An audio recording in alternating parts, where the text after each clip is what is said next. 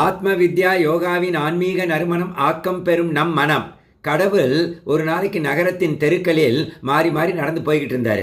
அப்போ பலவிதமான சீன்ஸை அவர் பார்த்தாரு. ஒரு குடிகாரன் என்ன பண்ணினார், ஃபுல்லாக குடிச்சிட்டு சாக்கடையில் விழுந்து புரண்டு சிரிச்சுக்கிட்டே சத்தம் போட்டுக்கிட்டு இருந்தார். அப்போ கடவுள் அவர் பக்கத்தில் போய், ஏன்பா தம்பி இப்படி உடம்பை கெடுத்துக்கிறேன்னாரு.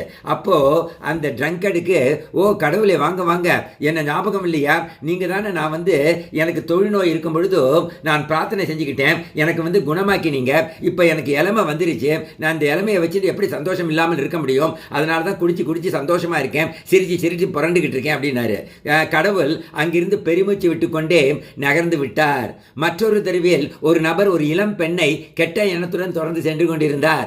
கடவுள் அவரை பிடித்து நிறுத்தி, நீ ஏன் இந்த பாவச் செயலை செய்கிறாய், மனிதனாக பிறந்தவன் புலன்களை அடக்கி மனதை பண்படுத்தி அவனுக்குள் உள்ள இறைவனை உணர வேண்டாமா என்று கேட்டார். அதற்கு அந்த மனிதன், கடவுளே நீங்க தான் எனக்கு கண் பார்வை இல்லாத பொழுது எனக்கு கண் பார்வையை கொடுத்தீங்க, மறந்துட்டீங்களா, கண் பார்வையும் கொடுத்துட்டு எதையும் பார்க்கக்கூடாதுன்னா என்ன அர்த்தம், அதான் அந்த பெண்ணை தொடர்ந்து சென்று கொண்டிருக்கிறேன் என்று சொன்னான். கடவுள், அது சரி, எல்லாம் நான் செஞ்ச தப்பு தான் முனகிக்கிட்டே அங்கிருந்து நகர்ந்தார்.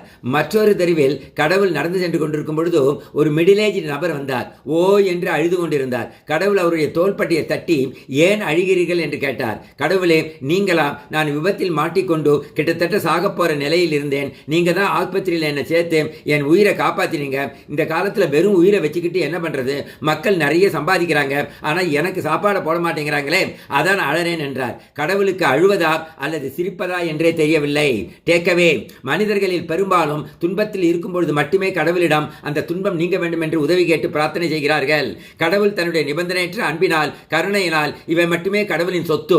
அவனுக்கு ஒரு நிவாரணம் கொடுத்தால் அதற்கு கடவுளை எப்பொழுதும் நன்றியுடன் நினைவில் கொண்டு சமுதாயத்துக்கு உதவிகரமாக இருக்க வேண்டும். ஆனால் மனிதன் கடவுளை மறந்துவிட்டு தன்னுடைய சுயநல ஆசைகளை அடைவதற்கு மிஸ்யூஸ் செய்வதால் அது நம்முடைய கர்மா அக்கௌண்டில் சேர்ந்துவிடும்.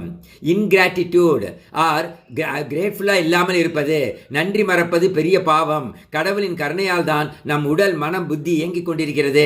மனிதன் உடல் மனம் இரண்டையும் ஆரோக்கியமாக வைத்துக் கொண்டு குடும்பத்திற்கும் சமுதாயத்திற்கும் பயனுள்ளவனாக இருக்க வேண்டும். அதுதான் கடவுளுக்கு மனிதன் காட்டும் நன்றியாகும். நாம் மனிதனாக பிறந்திருப்பதின் நோக்கம் சுயநலம், காமம், கோபம், பொறாமை, ஆணவம், சோம்பேறித்தனம் இவற்றை விட்டுவிட்டு நம்முள் கடவுளை உணர்ந்து மறுபிறப்பை தவிர்க்க வேண்டும். கடவுள் நம் துன்பங்களை போக்குகிறார் என்றால் மற்றவர்களுக்கு அன்பால் சேவை செய்வதற்கு தான்.